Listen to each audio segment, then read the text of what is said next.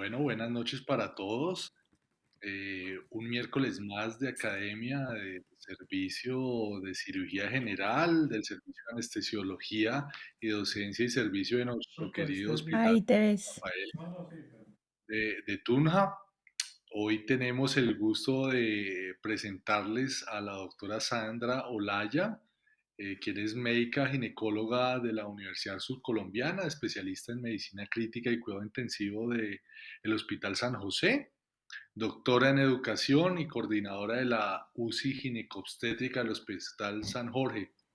Doctora Olaya, es un honor tenerla y muchas gracias por acompañarnos en este espacio académico que ya lleva más o menos un año aquí en el hospital y que nos llena de alegría y de satisfacción los miércoles, los martes y los lunes y ya también los jueves, donde compartimos experiencias y también aprendemos todos lo lindo que es la medicina. Doctora, bienvenida.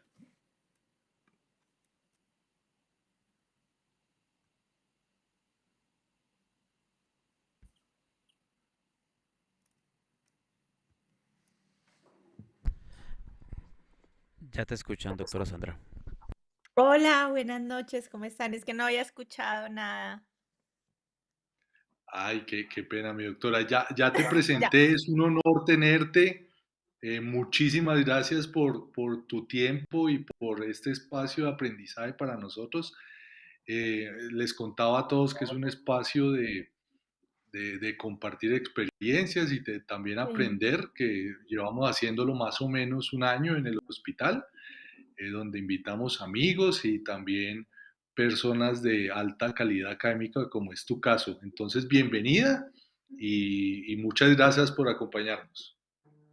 No, muchas gracias a ustedes, de verdad que yo soy la más feliz en este tipo de pues de encuentros, como dices tú, es más el compartir experiencias, el contar cómo podemos abordar diferentes situaciones. Siempre hay muchas pacientes en común y creo que eso es lo importante y no felicitarte por este espacio de formación, que yo estoy convencida que la única manera de impactar realmente en la mortalidad materna es educándonos, no existe otra. Completamente de acuerdo, mi doctora. Entonces, sin más preámbulo, te dejo para que nos ilustres, por favor, sobre el PBM en el paciente obstétrico. Muchas gracias. Ay, no, a ti, muchísimas y muchísimas gracias de verdad por la invitación. Bueno, vamos a hablar de un concepto bien interesante, que es un concepto que yo creo que en obstetricia lo hemos manejado muchísimo, pero no le hemos dado esta connotación, que es el Patient Flow Manager o la medicina transfusional a la cabecera del paciente.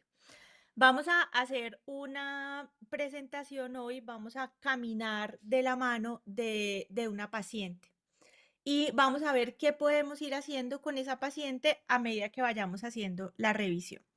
¿Hacia dónde vamos nosotros? Entonces, hacia prevenir, anticipar y rescatar. ¿Qué nos dice PBM? Hacer un abordaje escalonado y tratar de, no solo no transfundir, sino aprender qué paciente realmente es la que necesita esa transfusión. Bueno, sigamos.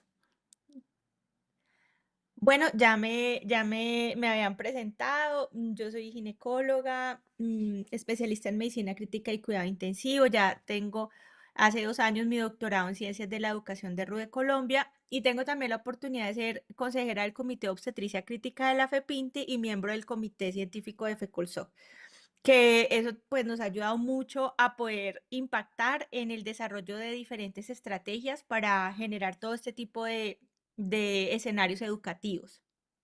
Y trabajo de manera presencial en el Hospital San Jorge de Pereira y también en el Hospital SED de Caldas.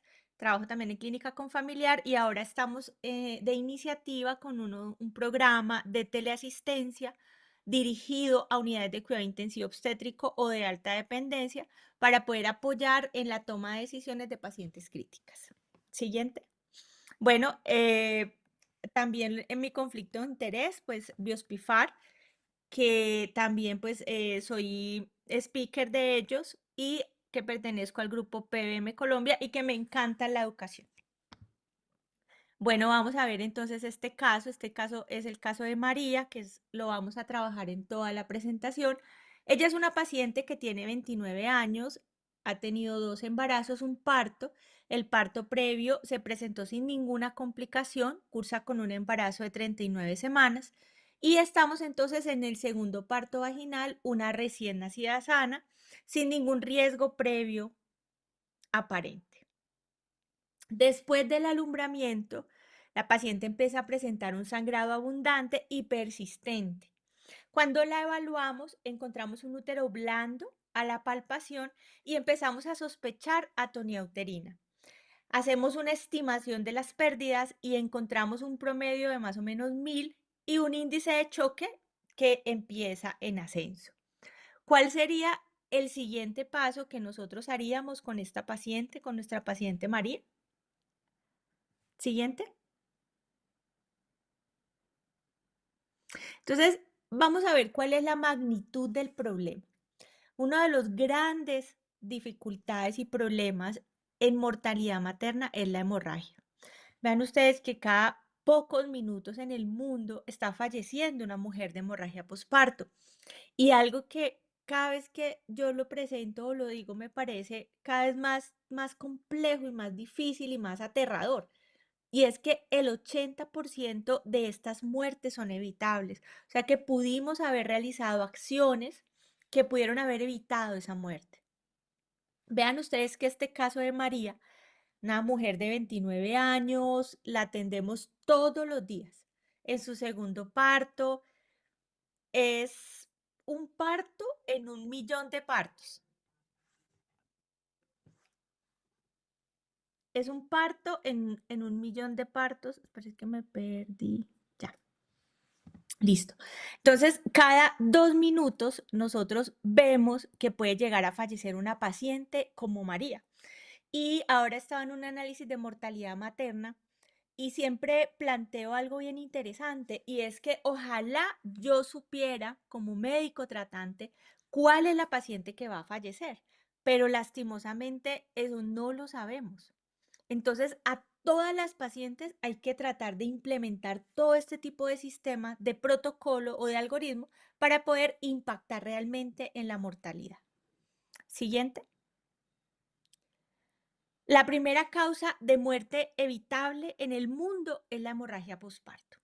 Ya vemos que más de 70.000 muertes al año, 70% causado por atonía uterina y tenemos 3 horas. Váyase con este número, 3 horas para generar intervenciones farmacológicas óptimas para disminuir el porcentaje de mortalidad. Entendemos entonces que para definir hemorragia posparto hay diferentes definiciones. Hay definiciones desde el índice de choque, desde los signos vitales y bueno, muchísimas otras. Pero específicamente en mortalidad materna vemos que hay dos puntos importantes. Uno, la cantidad de sangrado. Las guías tradicionalmente nos habían dicho 500 cc en parto vaginal, 1000 en cesárea o cualquier alteración hemodinámica. La guía FIGO, que salió hace un año, nos dice no, pueden ser 300 cc. Lo importante es empezar a medir muy bien y a saber qué cantidad de sangrado tiene. Para eso utilizamos las bolsas recolectoras. Y también acá es muy importante poder identificar el índice de choque y la cantidad de sangrado y la calidad de la inestabilidad hemodinámica. Siguiente. Vemos entonces, ya lo habíamos hablado previamente, más de 70.000 vidas perdidas cada año. La pregunta, ¿María puede hacer parte de esa estadística? ¿María puede llegar a ser una de esas 70.000 vidas perdidas al año? Y no solamente un parto normal, sino una paciente a la cual le tenemos que realizar muchas cosas para tratar de evitar que esta paciente haga parte de esta estadística. Siguiente. Primera cosa y primer punto que quiero dejarles a ustedes. Uno, la velocidad decide el desenlace. Entonces, aquí y en hemorragia obstétrica, los minutos son los que me van a mí a dividir la vida de la muerte en una paciente. En este caso, María aún no lo sabe, pero el reloj de María está por empezar a correr. Siguiente. El tiempo definitivamente es un factor crítico porque la velocidad lo define todo. Nosotros tenemos 4 horas desde el inicio de una hemorragia hasta que la paciente fallezca, aún haciendo las cosas bien. Lo veíamos ahorita en ese análisis de mortalidad que yo estuve. Me decían, sí, doctora, es que lo hicimos todo. Claro, lo hicieron todo, pero lo hicieron tarde. Cuando hacemos tarde las cosas, terminamos generalmente en análisis de mortalidad, como en el que estaba. Y lo que hemos manejado muy tradicionalmente, que es la hora de oro, que son esos 60 minutos en donde debemos reconocer y activar el equipo. El retraso definitivamente, pues, es lo que nos va a generar o es la causa modificable más importante para disminuir la muerte materna. Entonces, vean ustedes que para María, cada minuto de sangrado cuenta y cada acción que nosotros hagamos durante estos 40 minutos de la charla. Siguiente. Siguiente. Entonces, vamos a empezar a hablar de la fisiopatología. ¿Por qué el útero sangra? ¿Y cómo podemos anticiparlo? ¿Por qué el cuerpo de una paciente como María, que no tiene factores de riesgo, puede llegar a presentar sangrado? Siguiente. Vemos entonces que el embarazo es un estado de hipercoagulabilidad y es una hipercoagulabilidad protectora, porque lo que se busca con esa hipercoagulabilidad es disminuir la cantidad de sangrado que puede llegar a presentar una paciente en un parto. Entonces, empiezan a haber diferentes cambios, aumentan los factores de coagulación y aumenta el fibrinógeno. 45% más de volumen plasmático. Vean esto tan importante porque nosotros podemos tener pacientes con tiempos normales, tiempos de coagulación normales, pero la paciente está en una coagulopatía. Puede estar en una hipofibrinogenemia con tiempos normales y nosotros estamos pensando que el sistema de coagulación está bien cuando definitivamente no. ¿Por qué lo podemos tener normal? Porque los factores pueden ir disminuyendo, pero como estaban tan aumentados, nosotros vemos el reflejo posterior con los tiempos y los tiempos, claro, los vemos bien, pero la señora está coagulopática. Y es un concepto que a veces nosotros los obstetras como que no lo podemos entender bien. Y se los digo, menos los intensivistas, porque si dicen, no, pero si los tiempos están normales, no está coagulopática. Claro que puede estar coagulopática, sobre todo una paciente obstétrica. Y el otro punto súper importante es la cantidad de sangrado. 700 mililitros por minuto está pasando por ese útero. Entonces, acá viene la trampa. ¿Cuál es la trampa en hemorragia y por qué se nos van tantas pacientes? Porque nosotros vemos que la paciente está normal y uno lo ve y le dicen, doctora, pero es que la señora nunca estuvo mal, la tensión siempre estuvo normal. Claro, sí, la tensión estuvo bien, pero mira que la tensión se altera cuando ya se ha perdido el 30% de la volemia. O sea, cuando la tensión se altera, ya no tenemos, o sea, estamos con una dificultad porque ya la paciente se nos fue y no nos hemos dado cuenta. Entonces, esta descompensación es brusca, no es una descompensación, no, es que le empezó a bajar la tensión, no, cuando esa paciente empieza a disminuir la tensión, ya seguramente hemos perdido mucho tiempo. Entonces, siguiendo con María, el cuerpo de María se preparó para disminuir el sangrado en el parto y para tratar de enmascarar esa pérdida. Siguiente. 4 causas, eso creo que todos la tenemos claro. Principal siempre va a ser tono, seguido de trauma, tejido y trombina. ¿Cuál sería dentro del caso clínico la causa de María? Lo habíamos hablado previamente, muy posiblemente el tono. Siguiente. Vemos entonces que una de las grandes cosas por las cuales María pudo haber tenido sangrado puede ser el tono, pero no olvidar y no sesgarnos con otras como el trauma o como la retención de placenta. Y también tener siempre en cuenta que usted puede empezar una hemorragia posparto con alteraciones en el tono, pero puede terminar con alteraciones en la trombina.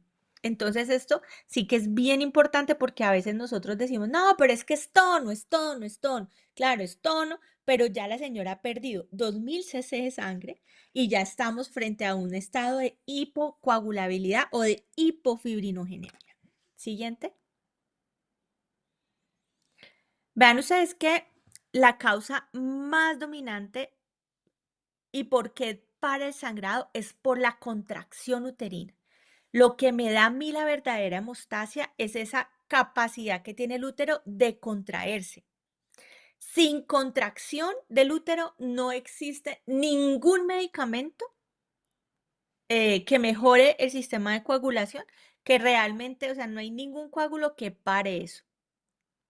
Tras alumbrar, María no tenía ese útero que no le contraía.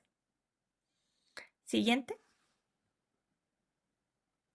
Entonces, cuando el útero, ¿qué es lo primero que nosotros hacemos? Útero. Si el útero está tónico, nos vamos a las otras causas. Piense siempre en trauma.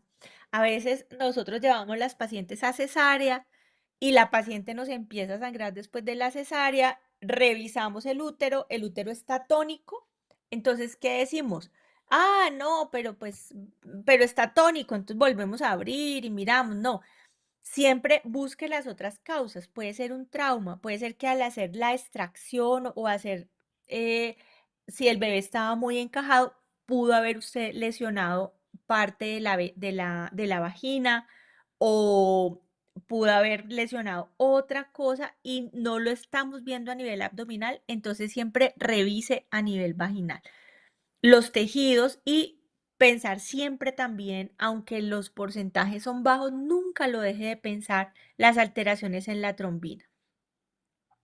Vea que en María vemos, pensamos en otras cosas, en otras causas, descartamos desgarros y restos placentarios. Entonces, en María definitivamente la causa es el tono. Siguiente. María llega sin factores de riesgo. Y uno podría decir, qué porcentaje tienen las pacientes sin factores de riesgo de hacer hemorragia posparto? 30, 40%. Claro, la que tiene factores de riesgo la puedo identificar más fácil, pero la paciente que no tiene factores de riesgo no se deje engañar. Puede hacer hemorragia posparto y por eso hay que vigilar cada uno de los partos y tomarle signos vitales e índice de choque cada 15 minutos por las primeras 2 horas a cada parto que yo tenga en mi institución, parto o cesárea. Siguiente. Y algo que uno siempre lo discute en los COVES, ¿no? Que el 40% de estas hemorragias graves, realmente graves, se pueden anticipar. ¿Cómo? Pues claro, una paciente sin factores de riesgo me puede hacer hemorragia, sí, pero la que no tiene, la que tiene factores de riesgo, el chance de que me haga hemorragia es del 70 o 80%. ¿Cuáles son esos factores? Embarazos gemelares, polidramnios, macrosomía, partos prolongados, cesárea previa, preeclampsia y coriamnionitis. Entonces, el identificar cada una de estas causas realmente me va a permitir a mí generar un plan de parto y un plan de manejo frente a un posible sangrado. Entonces, María no tenía factores de riesgo, pero aún así presentó la hemorragia. Siguiente. Bueno, vamos a ver entonces que una de los puntos importantes antes del parto es clasificar a esta paciente. Entonces, la tenemos como clasificación baja, media o alta. Entonces, media cuando tenemos uno o dos factores de riesgo, ¿qué hacemos? Vía venosa y oxitocina profiláctica. Cuando tenemos un factor de riesgo alto, debemos reservar sangre. Acá uno de los puntos importantes para definir que tenemos un riesgo alto de hemorragia es el hematocrito. Y miren que a veces nosotros no miramos el hematocrito. Y la guía de hemorragia nos dice, si usted tiene un hematocrito menor a 30, resérvela, porque el riesgo de que la paciente sangre y no tenga la capacidad de responder de una manera rápida y no estar planificado, pues nos va a correr mucho tiempo. Entonces, eh, en este parto que atendimos, pues parecía que era un parto realmente sin problemas. Siguiente. Y aquí viene uno de los puntos más importantes, que es esa descompensación antes de que nosotros veamos una alteración en la presión. ¿Cómo lo podemos ver? Con el índice de choque. Es definitivamente el más sensible para identificar una hipovolemia. Vemos entonces que nos lo dividen en 0,9 como normal, mayor o igual a 0,9, ya estamos en alerta y arrancamos entonces, dependiendo del índice de choque, a clasificarlo según la etapa del choque. Entonces, con María vemos que hay una pérdida estimada mucho mayor que la que nosotros habíamos evaluado previamente y empezamos entonces a ver y a verificar cuáles son estos signos vitales y qué tanto realmente ha perdido. Siguiente. Entonces, primera cosa, la pérdida de sangre con María no se midió, no se calculó y todo fue a ojo. Y la estimación visual ya lo tenemos súper claro, que subestima la cantidad de sangrado. La cantidad que nosotros vemos de sangre y la cantidad que realmente sangra es muy diferente. Siguiente. Entonces, el ojo subestima la pérdida hasta en un 50%. Entonces, ¿qué tenemos que hacer?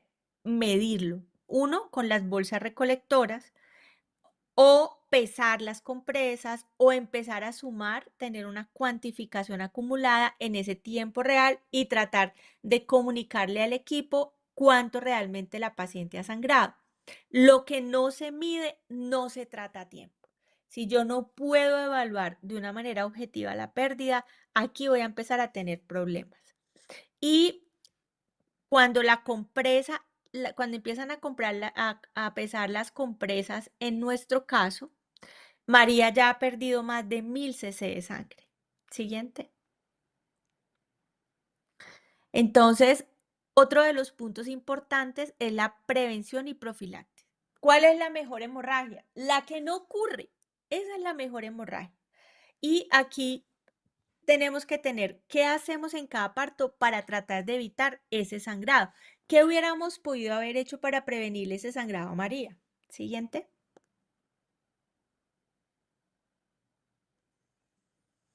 Entonces, 3 puntos importantes. Primero, uterotónico profiláctico, oxitocina. 2, tracción controlada del cordón. Y 3, masaje uterino y vigilancia. Y evaluar el tono uterino por masaje cada 15 minutos por las primeras 2 horas. Y luego cada hora hasta completar las 4 horas. Manejo activo es uno de los puntos más importantes para disminuir esta hemorragia postparto. A María se le aplicó este manejo activo. Siguiente. La oxitocina, que realmente hay que colocarlo después de que sale el hombro anterior. Siguiente.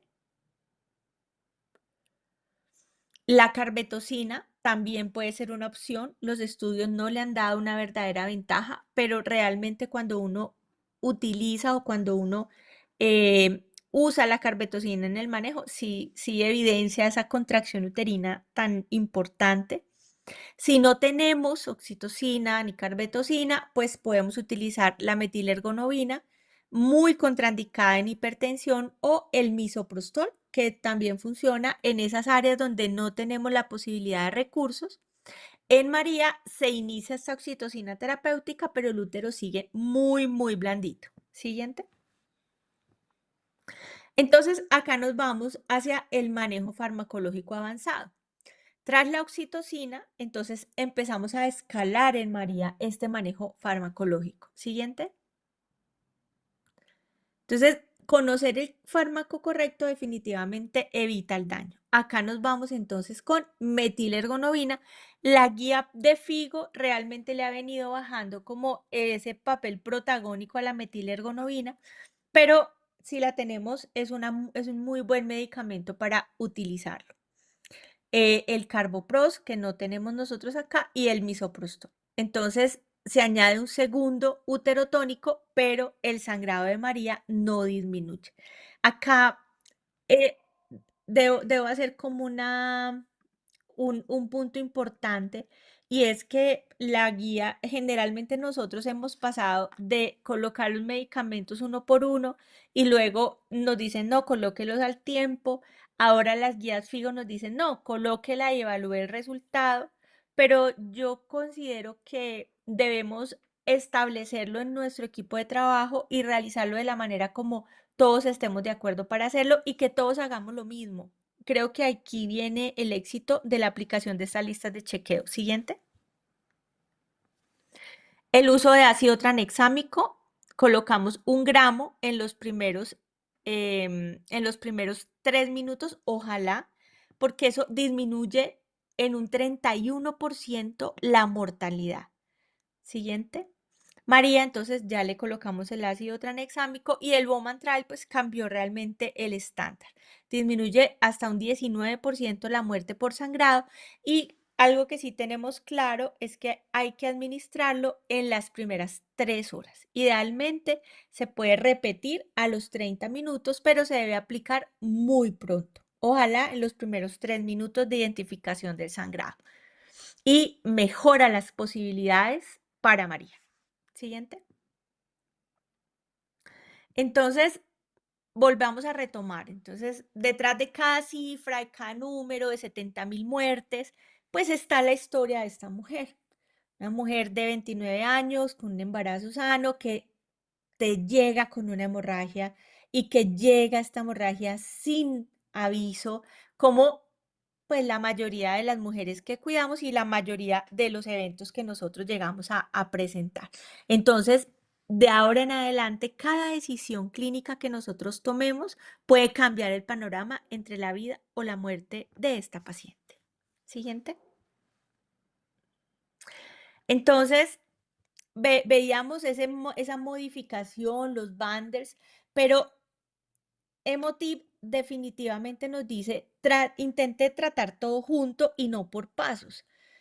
Emotiv nos habla muy bien y nos indica que uno de los puntos importantes es ojalá detectar con bolsa recolectora calibrada, hacer masaje uterino, oxitóxicos, ácido tranexámico, fluidos y escala y derive si no responde. Entonces, hay una disminución del 60% del sangrado grave aplicando este bundle. Entonces, a pesar de que las nuevas guías nos han hablado un poquito de tratar de espaciar, yo considero que los bundles son muy claros para tratar de aplicarlos todos juntos. Entonces, en el caso de María, el equipo realizó todo y actuó todo a la vez, no en secuencia. Siguiente.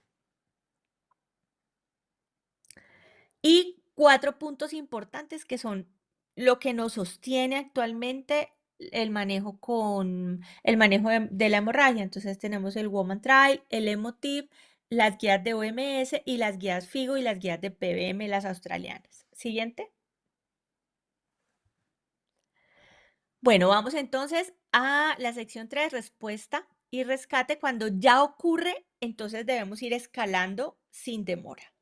El sangrado de María no cede, a pesar de que le colocamos oxitocina, metergil, misoprostol y ácido tranexámico. Tenemos que seguir avanzando. Siguiente. Entonces, 5 escalones, que es la propuesta que les tengo. Primero, medidas iniciales, fármacos, manejo mecánico, manejo quirúrgico y como última opción, histerectomía. 5 minutos. Si el escalón no controla, avance. Siga el siguiente, no espere.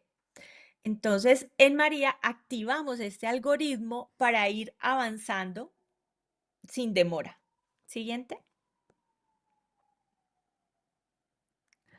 Entonces, aquí es bien importante integrar esto a la estrategia que hay a nivel nacional y tratar de tener en cuenta que esto es un equipo. Aquí viene la importancia de hacer simulación, de seguir haciendo este tipo de estrategias educativas para disminuir realmente el impacto de la mortalidad materna. Entonces, debemos entrenarnos y definitivamente acá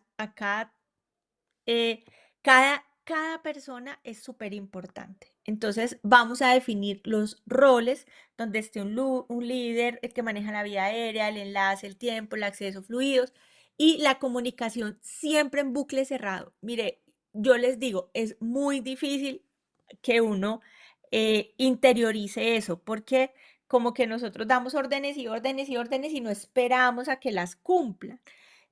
El hacer el entrenamientos y los simulacros nos ayuda mucho a ir desarrollando esta estrategia. Entonces, siempre comunicación en bucle cerrado, porque todo el equipo sabe qué es lo que está pasando. Entonces, ya en este momento está todo el equipo actuando sobre María. Siguiente. Entonces, mientras van llegando los equipos, el traje antichoque, tenemos una estrategia muy buena que es la compresión extrínseca de la aorta. Entonces, es la manera donde, o la técnica donde nosotros tomamos el puño, lo colocamos en el fondo de saco de la vagina y tratamos de comprimir el fondo uterino para poder llevar ese útero hacia adelante. Y lo que nosotros queremos hacer es comprimir esos vasos y mejorar la contracción uterina. Siempre es la primera respuesta a la atonía. Siguiente. Cada segundo importa y hay que tratar de coordinarnos todos en el código rojo para evitar terminar en un caos. Entonces, estamos todo el equipo, todos sincronizados, apoyando a María. Siguiente. Punto importante, debemos tratar la causa y sostener a la paciente a la vez. O sea, vamos colocando medicamentos, vamos manejando la causa. Todo debe ser muy rápido, en 5 o 10 minutos ya esto tiene que haberse realizado. Accesos fluidos, tratar de disminuir la hipotermia de la paciente porque esto nos va a perpetuar la coagulopatía. Y debemos tener en cuenta la vigilancia de la diuresis, haberle colocado sonda, haberle solicitado laboratorios, medir lactato, es demasiado importante medir lactato, evaluar cómo está el estado mental y siempre activar si realmente nosotros necesitamos un protocolo de transfusión. Y siempre pensar en esa reanimación de control de daños. Entonces, de manera paralela, le estamos colocando los medicamentos y la estamos reanimando. Siguiente. Uno de los puntos importantes es el balón de Bacri. Este balón, avanzamos entonces a las medidas mecánicas. Ya acuérdese, reconocer medicamentos, medidas mecánicas. Esta es una de las más importantes. Inflamos el balón de Bacri y esto lo que nos hace es generar una compresión importante en las áreas de sangrado a nivel uterino. Siguiente. Y aquí es donde tenemos que pensar en ese puente entre el fármaco y el quirófano. Acá también nos funciona muy bien dentro de las medidas mecánicas el uso de traje antichoque. Debemos tener y disponer un balón listo, un traje antichoque listo. Con el balón nosotros ganamos tiempo y por fin, después de colocar el balón, el sangrado de María empieza a disminuir. Siguiente. Y todo el arsenal no transfusional que debemos tener en quirófano. Siguiente. ¿Cuál es ese? Uno, sostener la circulación, camino al quirófano, traje antichoque, súper importante dentro de las medidas mecánicas y la compresión extrínseca de la aorta, que es donde hacemos una fuerte presión a nivel de la aorta para disminuir esa cantidad de sangre que llega a nivel uterino. Estas medidas no tratan la causa, pero sí mantienen viva a nuestra paciente. Entonces, vamos a empezar a comprar tiempo realizando todas estas estrategias. Siguiente. y vamos a cirugía, pero siempre intentar la conservadora antes que la histerectomía. Es muy importante porque también desde el punto de vista legal podemos ver que pueden generarse en estas pacientes demandas por histerectomías, cada vez las vemos más. Entonces siempre es importante que ustedes planteen en la nota de cirugía que se intentó una sutura hemostática sin obtener resultado y solo después de eso se lleva a la paciente a histerectomía. ¿Cuáles son esas suturas hemostáticas? La sutura de Belinch, la de Hyman. Algunos están a favor en contra de las ligaduras de las hipogástricas y las ligaduras de uterina que también nos pueden funcionar. Entonces, escalar de menor a mayor y siempre tratando de preservar el útero. De ser necesario, pues en nuestra paciente a pesar de que disminuyó el sangrado, seguía sangrando y terminamos con ella en el quirófano, haciendo una sutura hemostática. Siguiente. Otras opciones que se consideran, la embolización arterial puede ser una alternativa que se puede utilizar en los sitios donde tienen ese recurso. Siguiente. Y la embolización o histerectomía, pues cuando tenemos la posibilidad de embolizarlas, pues sería una estrategia interesante, o terminar haciendo la histerectomía solamente contemplada como una intervención que nos ayude a salvarle la vida cuando ya todo lo demás ha fallado. Siguiente. Yo creo que así estamos todos cuando estamos en quirófano y tenemos que tomar esa decisión. No es fácil, ¿no? Pero cuando es definitivamente la única manera para que el sangrado pare, pues es una estrategia que se debe realizar. Entonces, en María se reserva esta como definitivamente la última decisión. Siguiente. Y transfundirlo justo en la proporción correcta. Como les digo, el PBM nos ayuda al realizar todas estas acciones que se conocen como PBM. Como les digo, nosotros las hemos manejado siempre, pero con ese nombre es como la agrupación de hacer todas las cosas de manera más sistemática. Entonces, lo que nos ayuda a hacer todo esto es a disminuir la cantidad de transfusiones. Entonces, en María se transfunde con esquema 1-1-1 guiado por objetivos. Siguiente. Y una de las estrategias que nos ayudan muchísimo es el Cell Server, que nos ayuda a recuperar esa sangre que ha perdido María a nivel intraabdominal y la podemos nuevamente transfundirle a nuestra paciente. Siguiente. Entonces, ¿cómo funciona esto? Se puede aspirar la sangre del campo quirúrgico y se reinfunde como concentrado de Matías sin problema. Es una estrategia muy valiosa, por ejemplo, en acretismo la hemos usado y funciona muy bien. Y nos ayuda también a tener un rechazo de transfusión halogénica y es una alternativa demasiado buena en pacientes con testigos de Jehová. Ellos no tienen problema en que se le transfunda su propia sangre, entonces el 6 Server creería yo que sería una herramienta sí o sí en una paciente para una cesárea o un procedimiento obstétrico que sea testigo de Jehová. Siguiente. Y uno de los puntos importantes es evaluar, ver cómo se forma ese coágulo. Ya habíamos hablado de la importancia de la contracción uterina como una herramienta para disminuir el sangrado, pero la otra alternativa, la otra herramienta es la formación del coágulo. Si yo tengo un útero que se contrae y un coágulo que se forma, pues no voy a tener hemorragia, pero si yo tengo un útero que no se contrae y un coágulo que no se forma, acá es donde llega la desgracia. Entonces, si ustedes tienen la posibilidad de usar Roten, pues utilícenlo y si no lo tienen, pues consíganlo porque realmente es una estrategia muy buena y nos ayuda muchísimo a orientar sobre todo la terapia transfusional. Entonces, este Roten se le hizo a María para guiar esa reposición de coagulopatía. Siguiente. Y siempre medido en tiempo real. El fibrinógeno es un elemento que debemos pedir sí o sí, siempre, siempre. Yo siempre lo pido en pacientes con factores de riesgo, sobre todo con preeclampsia, antes de ir a una cesárea.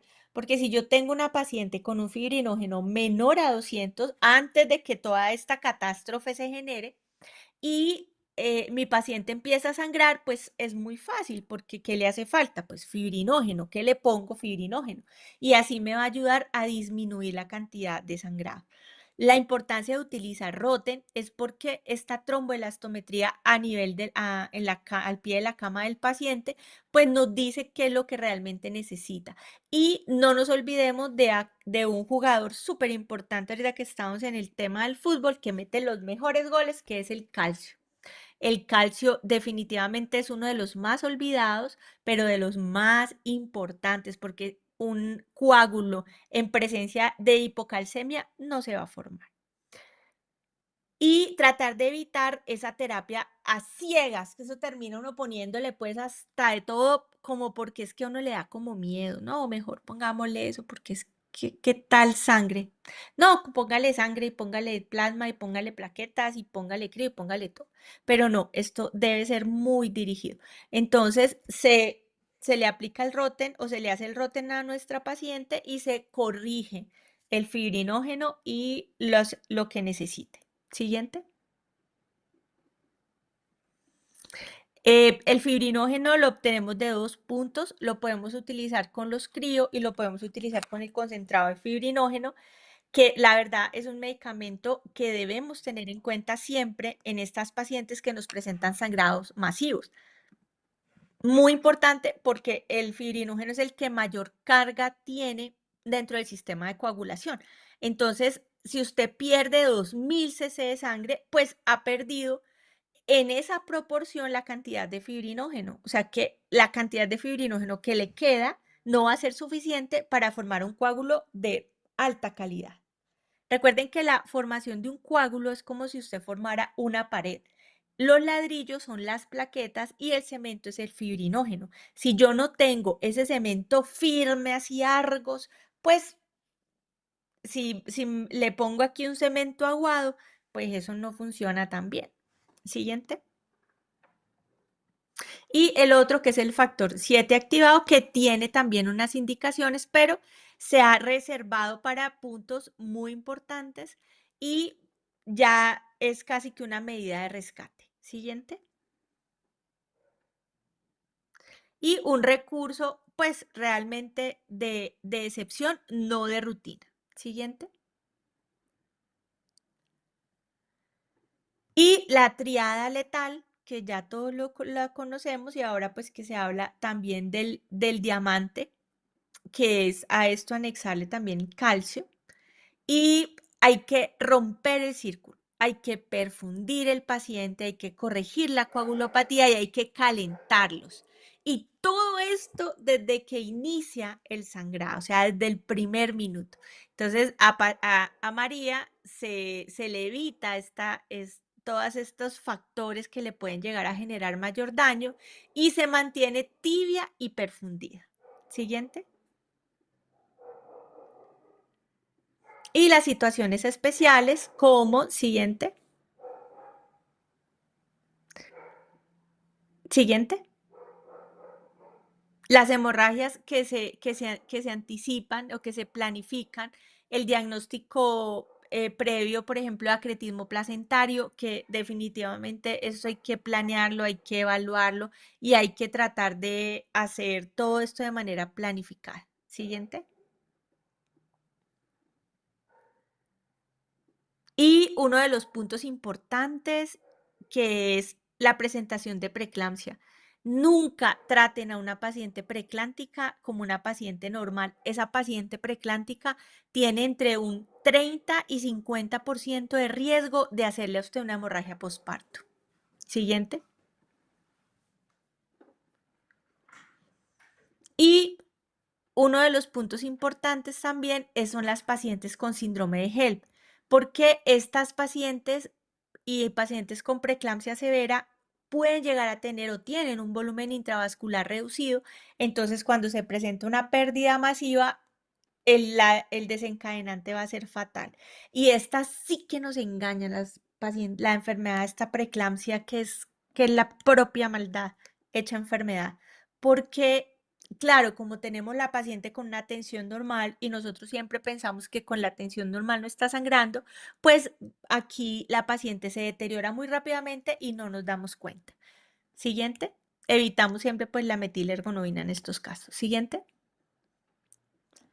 Y cuando definitivamente hay un problema severo en la coagulación, como el desprendimiento de placenta, la embolia del líquido amniótico, un óbito retenido o una paciente séptica. Una paciente séptica desarrolla coagulopatía muy rápidamente y hay que resolver muy rápido esta causa desencadenante. Acá, ¿qué debemos hacer? Reponga fibrinógeno, plasma, plaquetas, lo que realmente necesite, orientado y basado en una prueba viscoelástica. Siguiente.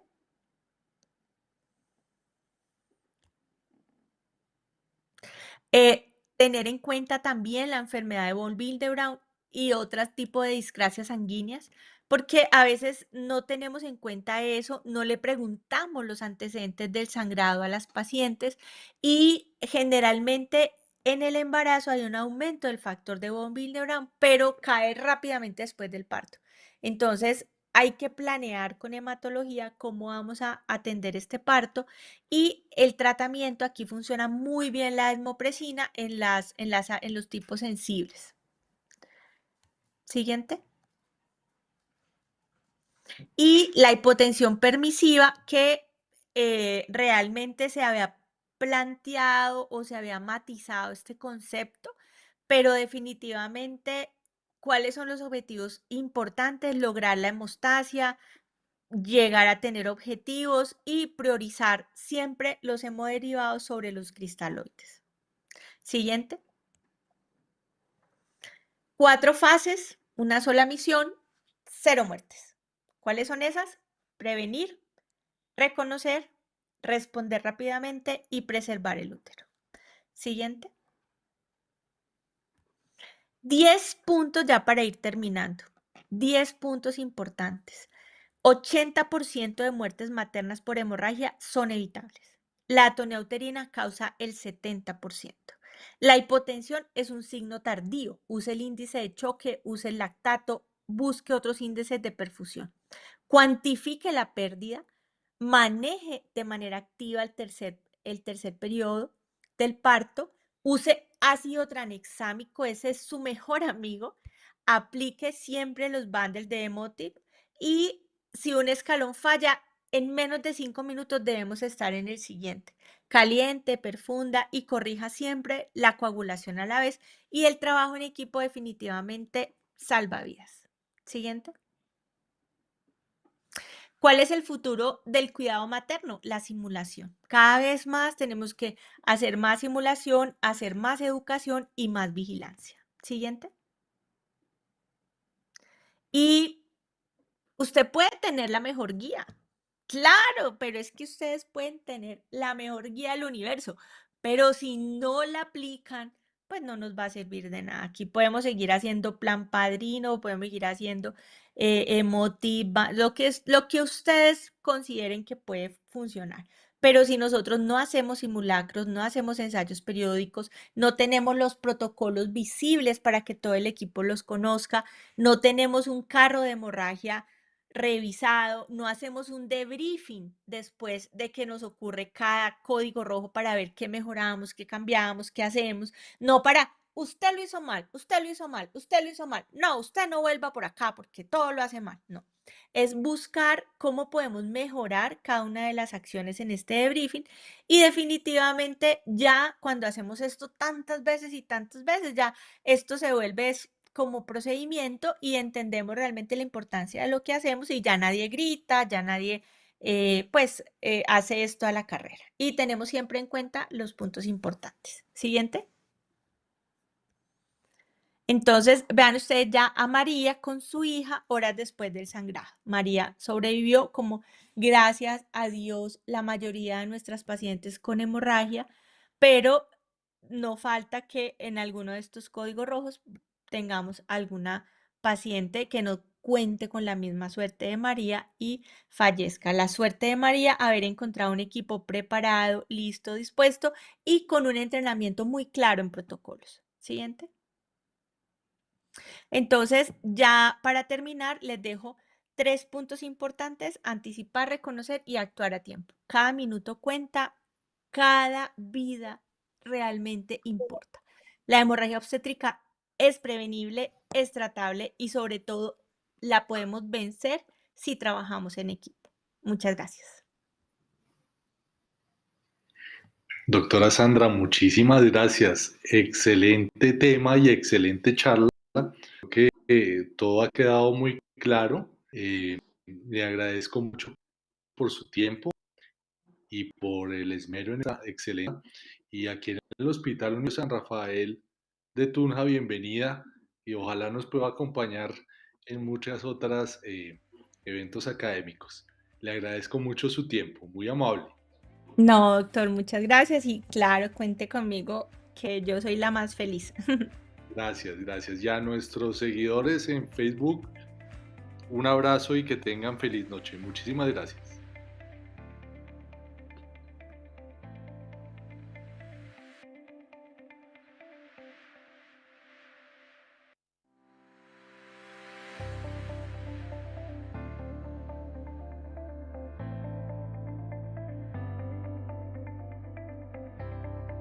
Para que nuestros